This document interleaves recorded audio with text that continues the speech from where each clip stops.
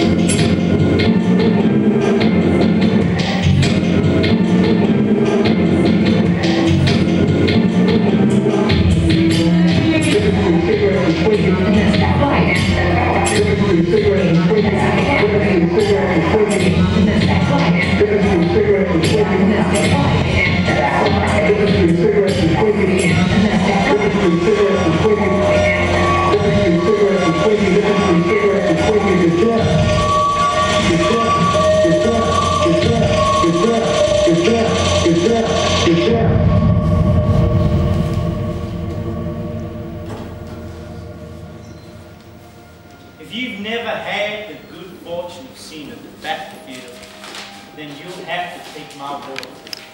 That tobacco is the world's most beautiful crop when it's growing in the field. The hues of greens and yellows have washed over the barren landscape to paint a pleasing scene. The warmth of the red-orange landscape is replaced by lush, cooling green. A tobacco plant stands up very straight and precise, and it's all leaves, huge lance-shaped leaves, almost like petals of a flower. They sprout stems of small white flowers at the top, a perfect accent to the fields of green and the red-orange clay underneath. The smell of tobacco defines good earth. If this was a slice of America, the tobacco had to represent something. It's just way too big to ignore and way too beautiful to discount.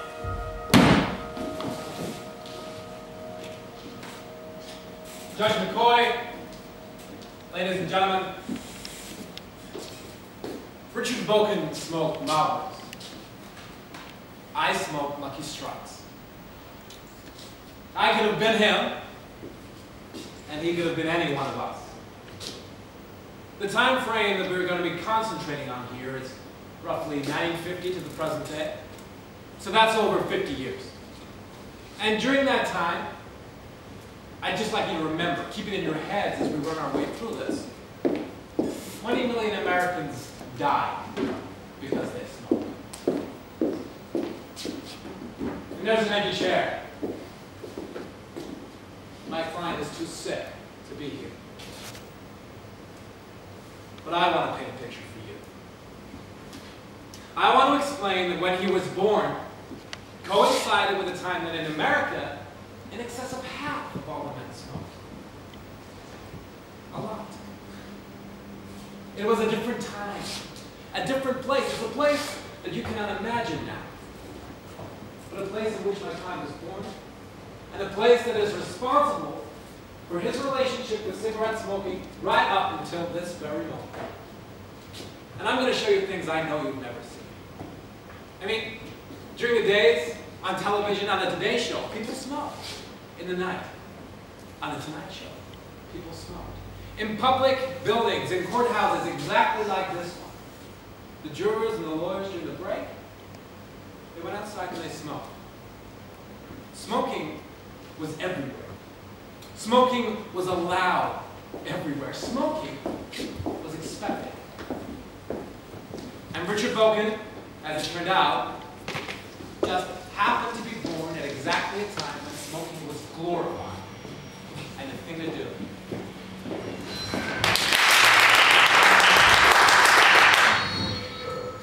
Well, come in, Miss McCall. It is in pleasure deed, I mean indeed a pleasure. Why don't you make yourself comfortable? Sit down. No thanks. I'll lean here against the door. Gosh, Lauren, seeing you lean against a door like that reminds me of you in your first picture. To have and have not. You're leaning against the door just like that. And then you uttered your famous line. You mean, if you want anything, just whistle? Oh! Yes.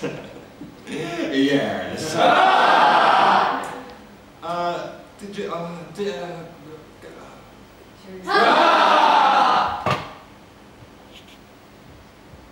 we start rehearsing? Shall we start? Yes. Do you want a cigarette?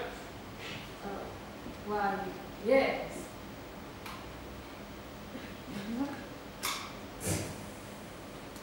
You know, Lauren, that cigarette I gave you was a lucky strike. I know. And it's my favorite brand, too. Really? Yes. They're so round, so firm, so fully packed, so free and easy on the draw. Gee, F.E. Boone never sounded like that.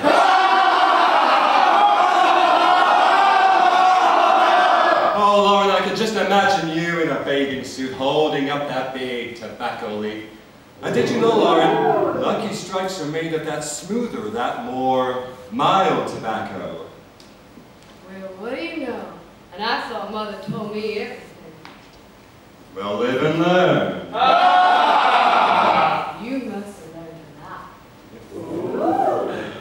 And now, ladies and gentlemen, I'd like you to pull back your furniture and step back in time for the incredible voice of Mr. Rudy Valley singing My Cigarette Lady.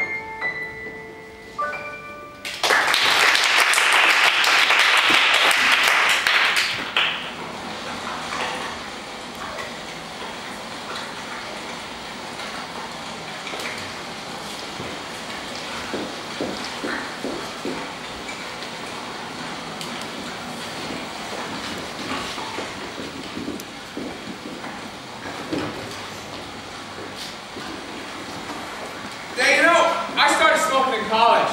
I started smoking a year and a half ago from my ex-girlfriend Stephanie. She was a chain smoker. I had my first cigarette in college. I used to practice smoking in front of the mirror. See, for me, my friends gave me a lucky strike. They said, here you go, take your hit. I used to smoke Lucky Strikes. They're the best. They taste better. I mean, the first time I tried, I didn't know how to inhale, so I ended up coughing that shit out. See, I was already smoking weed at that point, but you know, you can't go around the street smoking weed, so I swapped it for a cigarette. I mean, I see my aunties and uncles doing it, so I thought it was cool. I tried to be just like them. I started smoking for the forest with my girlfriend, but we didn't call them that. We called them Mini Forest. You know, the maker of a car? That was our code.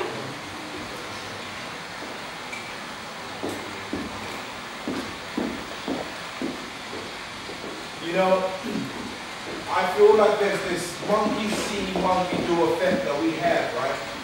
We see people smoking, we think it's cool, and just try to do it, to be cool. I mean, you think about James Dean, right? Yeah. Well, I started smoking when I saw John Lennon do it. I thought it was cool when David Bowie did it. Being a huge admirer of him was more than happy to emulate the man. That guy fucking smoke all the time. I mean, but now you just don't do it as much because you don't see it as much. Actually, there's a fucking great documentary, guys, on Edward Bernays. He liked to call himself the father of public relations and see himself as some kind of psychoanalyst that troubled corporations. So tobacco companies hired him because people were not smoking. I mean, the fact was women were not smoking. I mean, women were not smoking as much as men. And so he orchestrated an event that was in conjunction with the suffragette movement. So he got all these women together and he told the news and the media that there was going to be an event.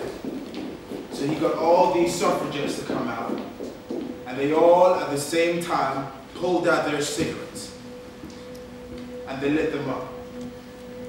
And these were the freedom sticks.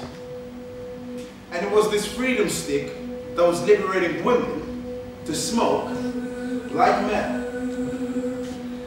And so tobacco companies doubled their sales because women started smoking. Edward Bernays, you better check that shit out. It used to be that you had no rights. No right to vote, no right to property, no right to the wage you earned. That was back when you were laced in, hemmed in with not a whole lot to do. Back when you had to sneak up to the attic if you wanted a cigarette. Smoke in front of a man? Heaven forbid. You come a long way, baby, to get where you got to today. The makers of new Virginia Sings, the skin sticker for women only. Painted with headband. Smoother than fat cigarettes in your smoke, with the kind you get on women time. Men on my Virginia flavor. New Virginia Sings, with skin plus fat. You got your own cigarette now, baby. You come a long way.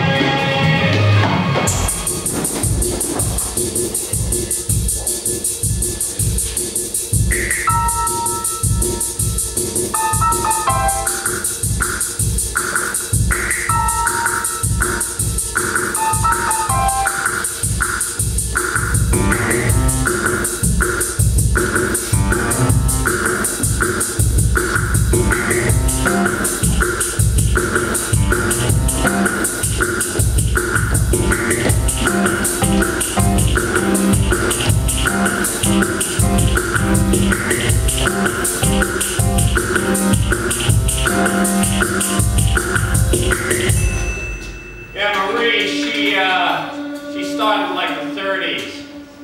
So, works as a typist for 250 other women. All with cigarettes hanging out their mouths. And back then it was, you know, Marie, you haven't been typing quickly enough. You need another cigarette to pick you up. Lunch good, girls. Remember, keep the ball rolling on this one. He's such a peach. The evidence in this case is going to show that the industry flirted with the law. Flirted with at best half-truths, but usually non-truths, and it told its customers, the people of this country, and and the United States government. And the plaintiff, Richard Boken, who is some incredibly distinguished expert witness, will show that cigarette smoking is addictive, that nicotine is a highly addictive substance, and that crucially, the tobacco companies have known this forever and ever.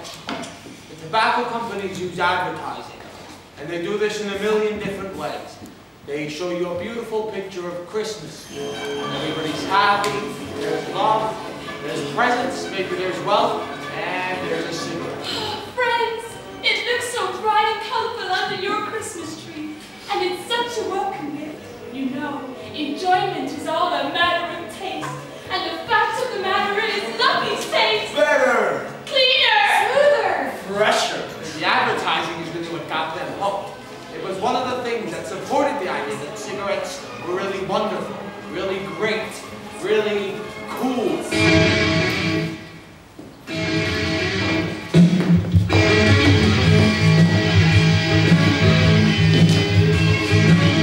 Oh, and here there are couples together smoking. Take cigarettes. Cigarettes too.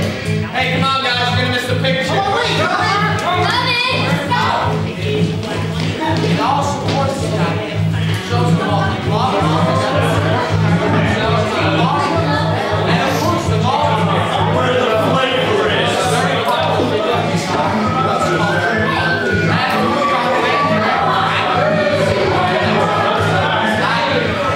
Stop!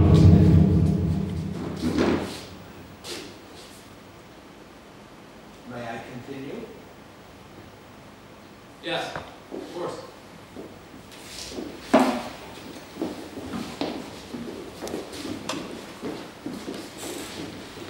So in addition to that just little nagging physical addiction, they also have this psychological belief. I want them to see that it's not all their fault. That this was an idea that was sold to them over the years. It started in childhood. They bought it, and then they can't let go of it. 199, 199, 48, 199, 48, 199, 48, 199, 48, 199, 48, 199, 48, 199, 48, 199, 48. Contrary to the popular beliefs, the first blacks to arrive in this country were not slaves. They were indentured servants who shared a common lifestyle with indentured white servants. I grew up on a tobacco farm. Certainly its own environment, its own atmosphere. Tobacco's been my life. I was born on a tobacco farm. It's the way I made my living. The money to be made from this cash crop increased the necessity for cheap labor. As the colonies prospered, eventually robbing blacks their freedom. I'm a third generation tobacco farmer. I don't think I would have 5 kids if we didn't have a farm. It was work. It was hard work. People think, how can you grow tobacco because of the controversy with it? But at the same time, that's the better cash crop. Tobacco is still a legal product. I just want you to understand that us tobacco growers as a whole, That's the problem. We were slaves, and we were picked. And we took the money, and we bought our freedom. Come forward 300 years, we are free, and we're smoking. Richard Boken was born in 1944. World War II raged all around him. By the time he was 6, we were fighting in Korea, and when he got to 20, our troops were in Vietnam. He lived through all these wars, and smoking in wartime, well, let's put it this way, not smoking in wartime is unusual. Gentlemen, this will be your bedroom for the evening. You have 30 seconds. I want this place spick and span. Make your mothers proud.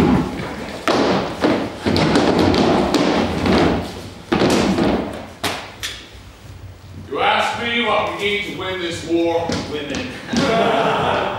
Bullets and tobacco.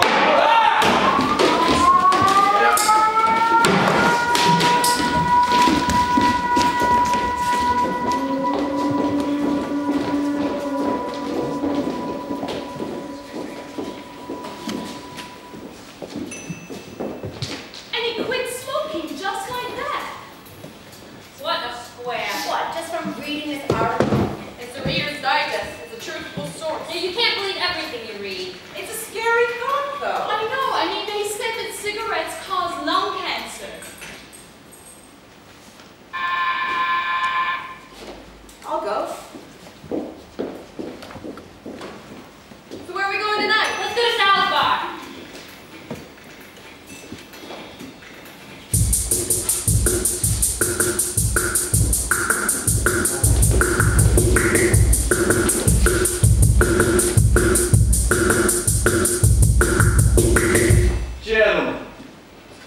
on December 15, Hill and Melton Incorporated was asked to develop a campaign, a long-term continuing program for the public relations problem confronting the tobacco industry. This is the most challenging problem our organization has ever faced. Folder 1 contains lung cancer news. Folder 2, medical opinions that exonerate cigarettes from their recent charges. And the information in folder 3 is confidential and requires treatment as such.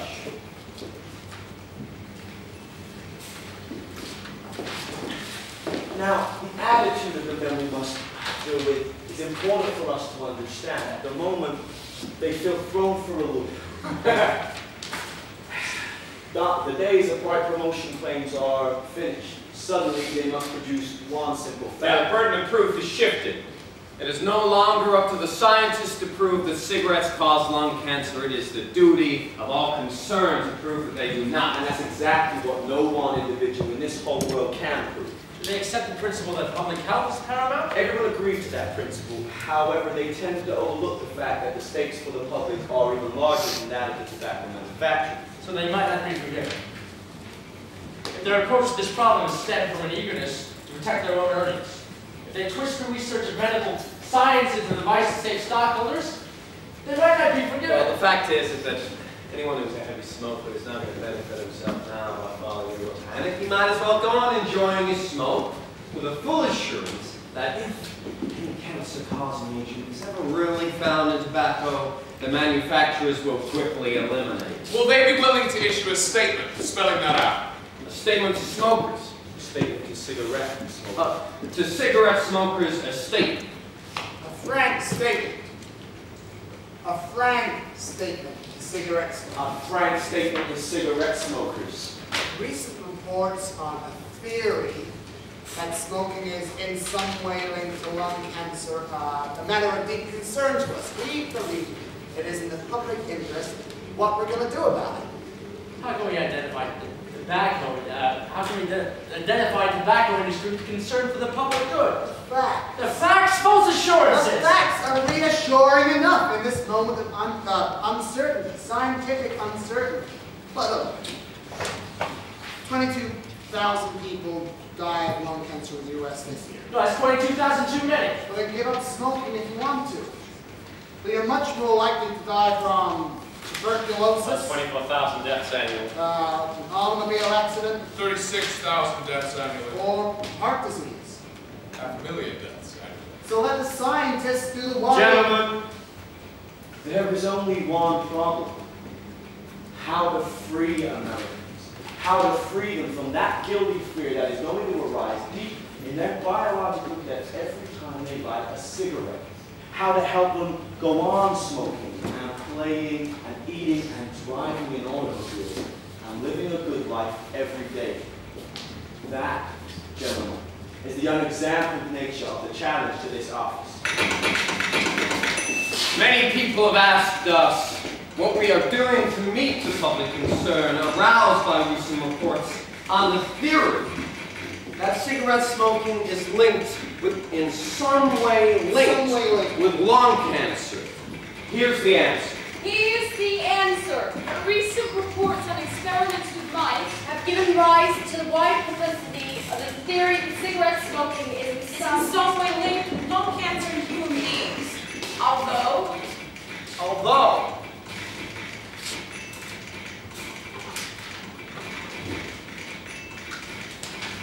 Although conducted by doctors of professional standing, these experiments are not regarded as conclusive in the field of cancer research. However, such research should not be disregarded or lightly dismissed. At the same time, we feel it's in the public interest to call attention to the fact that eminent doctors and research scientists have questioned, publicly questioned the validity of these statistics. Authorities point out Distinguished authorities point out. One.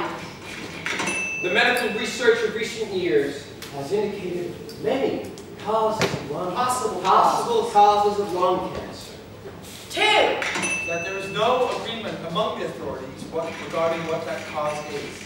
Three. There is no proof that cigarette smoking is one of the causes. Four. That the validity of the statistics is questioned by numerous scientists. Disinterested.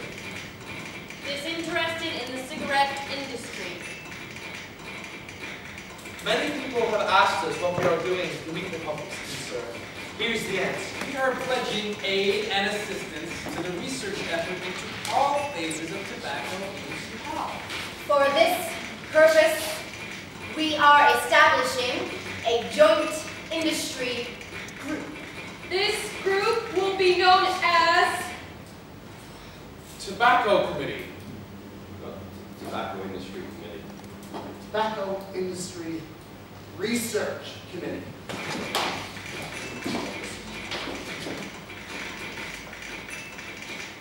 There will be an advisory board of scientists. Disinterested. Disinterested. interested in the cigarette industry. A group of distinguished men from medicine, science, and education.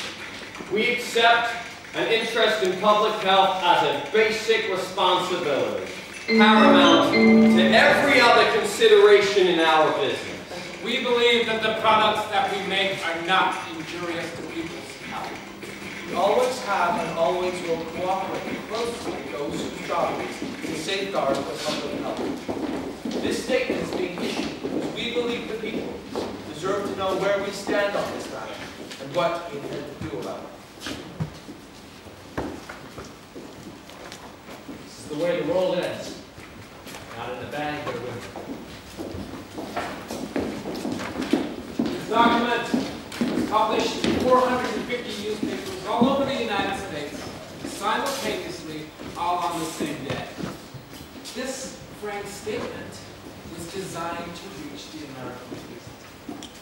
And the evidence has shown that on the day that it was published, it was at best. This statement was at least a half-truth, but more than likely an out-and-out lie and totally misleading.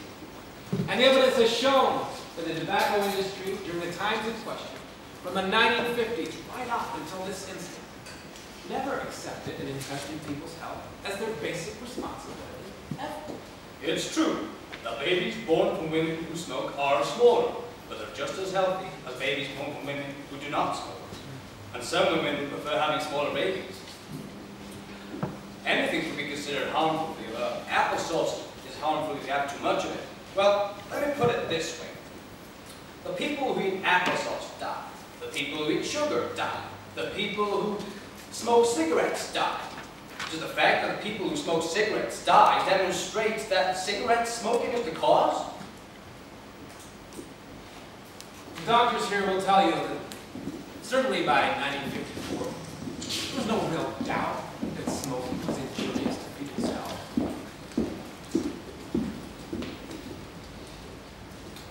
When tobacco is smoked, nicotine is absorbed by the lungs and quickly moved into the bloodstream, where it is circulated around the brain. In fact, nicotine reaches the brain within 8 seconds after someone inhales tobacco smoke. I began smoking at 17 when I did the Lucky Strike ad. I wouldn't want anyone to go through what I went through, because it's a very difficult operation to get used to because of the whole neck. It's also very hard not to be able to talk and express yourself. People look at you like your brain isn't working anymore. What I basically came to realize from my research into the effects of nicotine, cocaine, and heroin is that nicotine is the strongest of the addictions. This is the only consumer product which, when used as directed, kills. I've had 34 surgeries to my mouth and to my neck.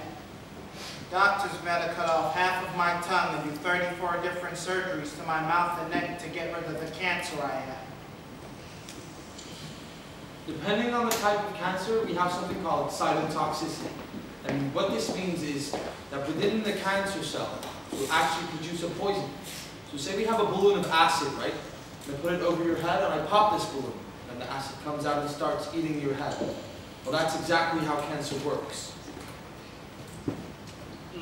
I started when I was 13, stopped after 20 years. The damage was already done.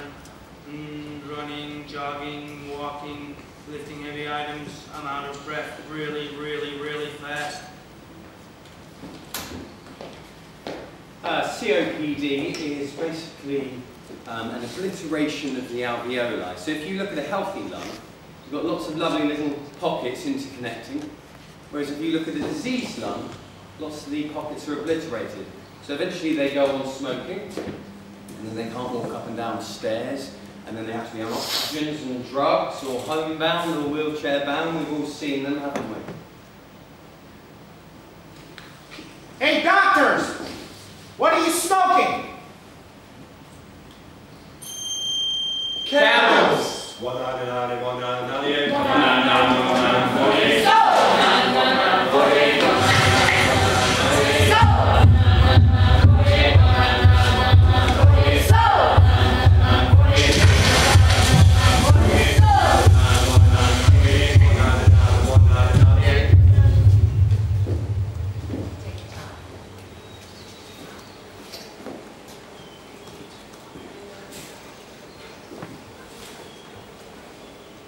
I have the last pack of cigarettes that my sister smoked before she died.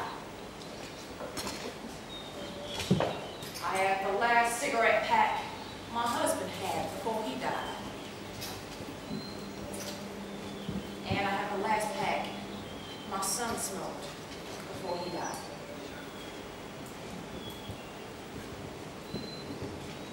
I still don't think there's anything wrong with cigarette smoking. If it's bothering you, then you should quit. Well, I quit because I got diabetic. I had a girlfriend that I dated for a long time. She got a lung cancer. Never touched a cigarette in her life. Now, I know a lot of people die from this cancer. But most anything in life used out of moderation will kill you. I just think the way the tobacco industry has been treated, and the way the farmer has been treated, has frankly, I would say, been a disgrace. Oh, we've had 4 losses over the last 5 years due to bad weather. 5 years ago, we had a hailstorm, and in 15 minutes, we lost the whole 10 acres. So if we didn't have insurance the last 5 years, we wouldn't be farming anymore. Tobacco has been the backbone of our economy in Kentucky for over 100 years. There's no replacement for it. The average tobacco farmer is old, and I don't see young people getting into it. I think most of these tobacco farms have become like some already have, like a ghost town out west. We have been a tobacco society from the very beginning. George Washington was a tobacco farmer, and Thomas Jefferson was a tobacco farmer. When Benjamin Franklin borrowed money from France to help us fight the revolution to free ourselves from Great Britain, he used tobacco as collateral to borrow that money. I was born on a tobacco farm, and the shoes I'm wearing this day were bought with tobacco money as they were when I was born. That is to say that everything I am and everything I have done has been underwritten by tobacco. So, I am a proponent, a strong proponent in the tobacco society.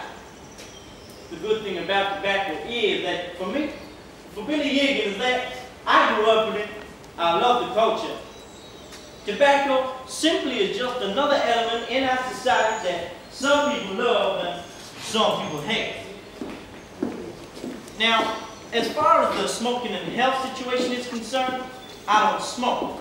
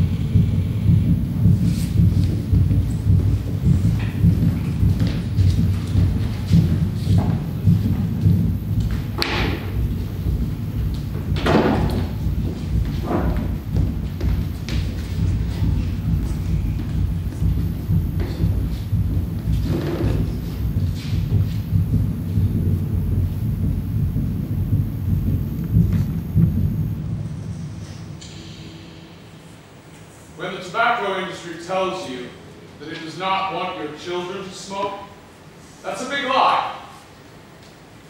In fact,